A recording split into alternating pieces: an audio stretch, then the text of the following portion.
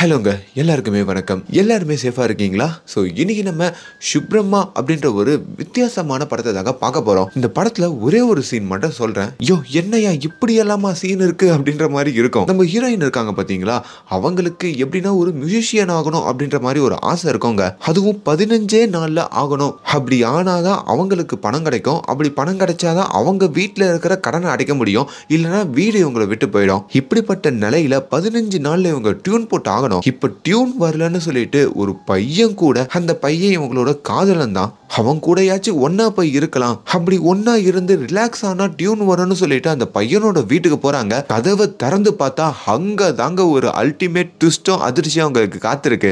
இப்படி ஒரு சம்பவம் இந்த படத்துல நடக்கும். அது என்ன, அதுல இருந்து இந்த கதை தொடங்கும், அதெல்லாம் என்ன அப்படின்றதுதான் ரொம்ப இன்ட்ரெஸ்டிங்கா இந்த வீடியோல பார்க்க போறோம். உங்க டைம் வேஸ்ட் பண்ணாம உள்ள கூட்டு போயிடுறேன். நீங்க முடிஞ்ச ஒரு சின்ன லைக் போட்டுட்டு அப்படியே உள்ள கண்டினியூ பண்ணுங்க. பை தி வே, நான் கவின், நீங்க பாக்குறது நம்மளோட ஃபிலிம் பை. படத்துடைய ஓப்பனிங் சீன்லயே ஒரு சின்ன பொண்ணு ஒரு சின்ன பையன், புட்டி கண்ணாடி போட்டிருப்பாங்க அந்த பையன், இவங்க ரெண்டு பேருமே உட்காந்து பாட்டு பிராக்டிஸ் பண்ணிக்கிட்டு இருக்காங்க. அதுல அந்த சின்ன பொண்ணா காமிச்சா பாத்தீங்களா, அவங்க தாங்க நம்ம ஹீரோயின். இப்ப வளர்ந்து ஒரு கார்ல ஹெட்போன்லாம் போட்டுக்கிட்டு அப்படியே பந்தாவா போயிட்டு இருக்காங்க. நம்ம ஹீரோயின் ஒரு மியூசிஷியனுங்க, ஒரு இசை குடும்பத்துல இருந்து வந்திருப்பாங்க. முக்கியமா நம்ம ஹீரோயினுடைய அப்பா ஒரு கர்நாடிக் சிங்கரா இருப்பாரு. அவரும் சில பாடல்கள் கம்போஸ் பண்ணிருப்பாரு. ஆனா திரையுலகத்துல அந்த நபர் ரொம்ப ஃபேமஸான ஒரு ஆளுங்க. ஆனா இப்போ ஹீரோயினுக்கு அவங்க அப்பா இல்ல, தவறி இருப்பாரு. அப்பா போனதுக்கு அப்புறம் தாய் எப்படின்னா ஒரு மியூசிக் டைரக்டர் ஆகணும்னு சொல்லிட்டு இவங்க நிறைய இடத்துல வாய்ப்பு தேடுவாங்க. அப்படி அவங்களுக்கு தெரிஞ்ச ஒரு கம்பெனிக்கும் 11 மணிக்கு அப்பாயின்மெண்ட் கொடுத்துருக்காங்க. அறக்க பறக்க அடிச்சு பிடிச்சு அங்க ஓடுறாங்க. அந்த இடத்துல நம்ம ஹீரோயினுக்கு ஒரு பெஸ்ட் ஃப்ரெண்டு இருப்பாங்க. நம்ம ஹீரோயின் கூட தான் அவங்க ஒர்க் பண்றாங்க. அவங்களுடைய பேரு ஸ்வேதா. அப்படி நம்ம ஹீரோயினும் ஸ்வேதாவும் சேர்ந்து அந்த கம்பெனி ஓனர் இருக்காரு பாத்தீங்களா, அவரையும் வந்து மீட் பண்றாங்க. அப்படி நம்ம ஹீரோயின் நிறைய பாடல்கள் கம்போஸ் பண்ணி வச்சிருப்பாங்க. ஸோ அதுல ஒரு பாடலா கொடுத்து இந்த ஆல்பம் சாங்லாம் வந்துகிட்டு இருக்கு பாத்தீங்களா, ஸோ அந்த மாதிரி ஒரு ஆல்பம் சாங் போட்டுடலாம்ப்பா அப்படின்ற மாதிரி அந்த டியூனை எல்லாத்தையும் அங்க கம்பெனிலையும் போட்டு காமிக்க அது எல்லாத்தையும் பாக்குறாங்க.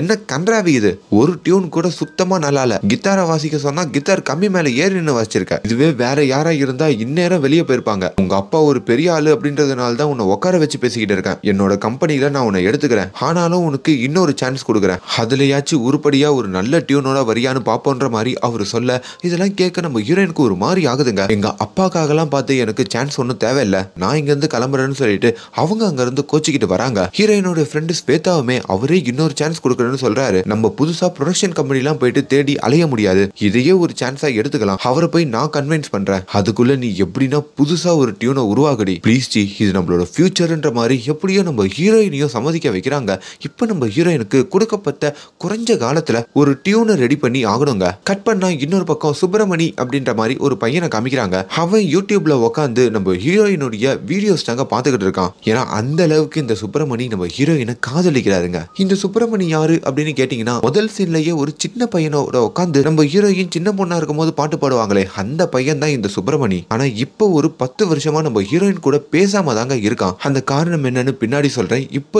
இங்க நம்ம ஹீரோயின் அவங்க வீட்டுக்கு வர, நம்ம ஹீரோயினுடைய அப்பா சாகறதுக்கு முன்னாடி நிறைய கடன் வாங்கி வேற செத்து தொலைஞ்சிருப்பாருங்க. அதனால கடன்கார வேற ஏதோ சேட்டு மாதிரி இருக்கான். நல்லா பீடாவா வாயில போட்டு மென்னுகிட்டு இவங்க வீட்டு நடு ஆள்ல உட்காந்து நம்ம ஹீரோயினுடைய அம்மாவையும் மிரட்ட, நீங்க பணம் கொடுக்கற மாதிரியே தெரியல, வீட்டுல இருக்க பொருளையாச்சும் கொடுங்க, இல்லனா உங்க வீட்லயே கீழ் போர்ஷன் ஃப்ரீயா தானே இருக்கு, நாங்க குடும்பத்தோட அங்க வந்துடுறோம் அப்படின்ற மாதிரிலாம் சொல்ல, கொஞ்சம் கொஞ்சமா நம்ம வீட்டையே ஜப்தி பண்றோம் போலயே, எங்களுக்கு கொஞ்ச நாள் மட்டும் டைம் கொடுங்களேன்ற மாதிரி இவங்களும் கெஞ்சி கேட்க, இப்ப நம்ம ஹீரோயினும் எனக்கு ஒரு 15 நாள் மட்டும் டைம் கொடுங்க, நான் உங்களோட கடனை அடைக்கிறேன் அப்படின்ற மாதிரி அந்த சேட்டுக்கிட்டையும் சொல்றாங்க. ஹீரோயினோட அம்மாக்கும் ஒரு மாதிரி ஷாக் ஆகுதுங்க. எதுக்கு தேவையில்லாம அவங்க கிட்ட வாய் விடுற, நான் இங்க கஷ்டப்பட்டு உழைச்சிக்கிட்டு இருக்கேன், என்னாலாம் 15 நாள்ல அந்த கடனை அடைக்க முடியாது, அப்ப எப்படி கொடுப்பேன்ற மாதிரி கேட்க, நான் தான் ஆல்பம் பண்ணிக்கிட்டு இருக்கலாமா, அந்த ஆல்பம் மட்டும் கிளிக் ஆயிடுச்சுன்னா அந்த அட்வான்ஸ் காசை வாங்கி அவன் மூஞ்சிலேயே தூக்கி வீசிலான்ற மாதிரி, உங்க அப்பா போய் 4 வருஷம் ஆகுது, இந்த 4 வருஷமாவே நீ மியூசிக் பண்ணணும் தான் சுத்திக்கிட்டு இருக்க, இது வரைக்கும் அந்த ஃபீல்ட்ல சக்சஸ் ஆகல, இப்ப மட்டும் ஆயிடுவியா என்ன, இப்பயும் நல்லதுக்கு தான் சொல்றேன், இந்த மியூசிக் காரணத்தெல்லாம் விட்டு தள்ளிட்டு கம்ப்யூட்டர் சென்டருக்கு வேலைக்கு போ அப்படின்ற மாதிரி அவங்க அம்மா கண்டபடி பேசுறாங்க.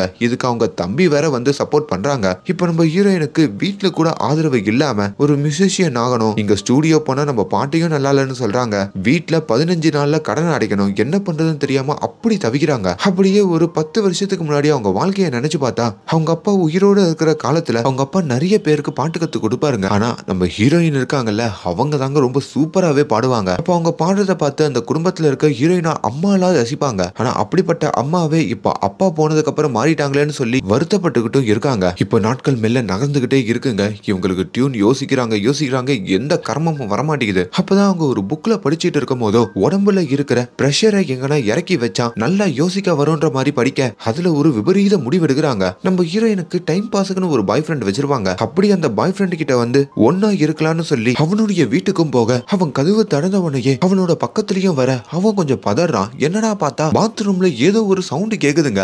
அப்ப பாத்ரூம் கதவு திறக்கும் போது தான் தெரியுது நம்ம ஹீரோயினுடைய பாய் ஃப்ரெண்ட் இருக்கான்ல, அவன் நம்ம ஹீரோயினுடைய பெஸ்ட் ஃப்ரெண்டு ஸ்வேதா இருக்காங்கல்ல, அவங்க கூட ஒன்னா இருந்துட்டு இருக்காங்க. இவங்களுக்கு செம்ம எரிச்சல் ஆகுது. அந்த ஸ்வேதாவையும் கூப்பிட்டு, ஆனா நீ எனக்கு துரோகம் பண்ணிட்ட பத்தியா, சின்ன வயசுல இருந்து தாயா பிள்ளையா பழகிட்டு நீ இப்படி பண்ணுவேன்னு நினைச்சு கூட பார்க்கலன்ற மாதிரி மனசுடைஞ்சு பேசுறாங்க.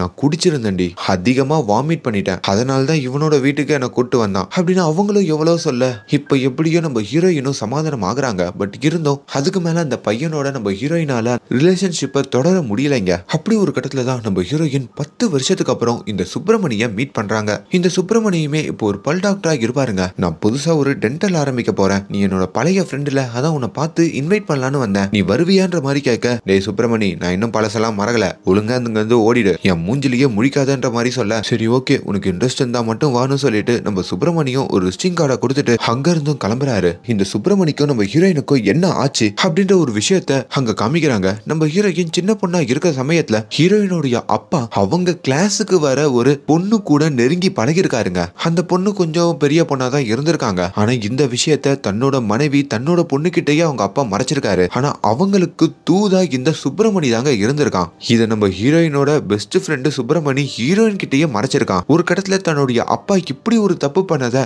நம்ம ஹீரோயின் கண்டுபிடிச்சிருப்பாங்க. அப்ப இது எல்லாம் தெரிய வந்திருக்கும். அதுல இருந்து தாங்க இந்த சுப்பிரமணி மேல ஹீரோயினுக்கு பயங்கர கோவம் வந்திருக்கும். அதுல இருந்து பேசாமையும் போயிருப்பாங்க. ஆனா சுப்பிரமணி அப்ப சின்ன பையன் அப்படின்றதுனால அந்த வயசுல அறியாம அந்த தப்ப பண்ணிருப்பாங்க. ஹீரோயினோட அப்பாவும் தான் கிட்ட கிளாஸுக்கு வந்த பொண்ணுக்கே ரூட் விட்டுருக்க விஷயம் அவங்க பொண்டாட்டிக்கு தெரிஞ்சு அதுக்கப்புறம் அவங்க பொண்டாட்டி கூட சண்டை வந்து அவருக்கு நெஞ்சு வலி வந்து ஒரு கடத்துல போய் சேர்ந்துருவாரு. இதனாலதான் ஹீரோயினுக்கு அவங்க அப்பாவையும் பிடிக்காது, அவங்க அப்பாவோட காதலுக்கு தூதா இருந்த இந்த சுப்பிரமணியும் பிடிக்காது. இப்ப கூட தன்னுடைய அப்பா விடவும் எப்படின்னா ஒரு நல்ல மியூசிஷியன் ஆகணும் அப்படின்ற மாதிரி தான் அவங்க ஆசைப்படுவாங்க. என்னதான் இந்த எலக்ட்ரானிக் மியூசிக் கம்ப்யூட்டர்லயே மியூசிக் போட்டுடலாம்பா அப்படின்ற மாதிரிலாம் இப்ப மியூசிக் போடுறாங்கல்ல, அதனால தான் நிறைய பாட்டு ஒரே மாதிரி இருக்கு. ஆனா அப்படிலாம் போவாம நம்ம இளையராஜா சொல்ற மாதிரி there is no performance, there is no heart அப்படின்னு சொல்லுவாரு. அந்த மாதிரி ஒவ்வொரு ஆர்டிஸ்டும் ஒரிஜினலா கிட்டாரிஸ்ட் வந்து வாசிக்கணும், வயலினிஸ்ட் வந்து வாசிக்கணும். அப்படிதான் நம்ம ஹீரோயின் டியூன் கம்போஸ் பண்ணுவாங்க. ஆனா இப்ப அதுக்கு செலவு பண்றதுக்கு அவங்க கிட்ட காசு வேற இல்லைங்க. அந்த செலவுக்குன்னு ஒரு 40,000 ரூபாய் வரைக்கும் அவங்களுக்கு தேவைப்படுது. இவங்களுக்கு வேற வழி இல்லாம தன்னோட அம்மா கிட்டயே வந்து ஒரு 40,000 ரூபாய் கொடுக்குறியாமா, ப்ராஜெக்ட் மட்டும் சக்சஸ் ஆயிடுச்சுன்னா திருப்பி கொடுத்துடுறேன், அதுக்கப்புறம் கடனையா அடைச்சிடுறேன்ற மாதிரி கேட்க, ஏதோ கொடுத்து வச்ச மாதிரி கேட்கற,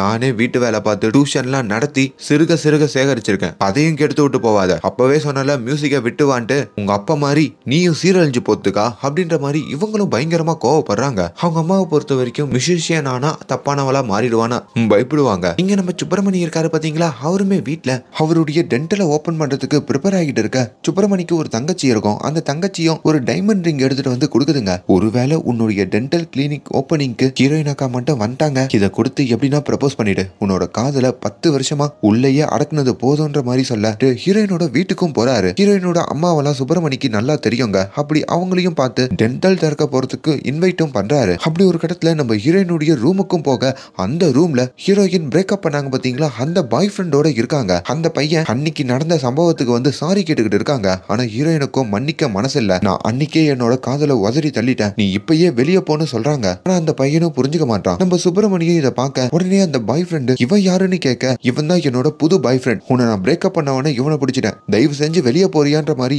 இப்ப அவனை வெளியே போக சொல்ல இப்போ அவனும் கோச்சிக்கிட்டு கிளம்புறாங்க. இப்ப சுப்பிரமணி கிட்டயும் வந்து நான் சும்மா அவனை அவாய்ட் பண்றதுக்காக தான் உன்னை என் பாய் ஃப்ரெண்ட்னு சொன்னேன், நீ சீரியஸாலாம் எடுத்துக்க கூடாது சரியான்னு கேட்க, சுப்பிரமணியும் தலையாட்ட என்னோட டென்டல் ஓபனிங்க்கு வரீங்களா, உங்களுக்கு நான் ஒரு ஹெல்ப் பண்ணல, நீங்களே எனக்காக வாங்கலன்ற மாதிரி கூப்பிட அவங்களும் சம்மதிக்கிறாங்க. ஆனா நம்ம ஹீரோயின் அந்த டென்டல் கிளினிக் ஓபனிங்க்கு போறதுக்கு முன்னாடி ஒரு ப்ரொடக்ஷன் கம்பெனிக்கு போறாங்க.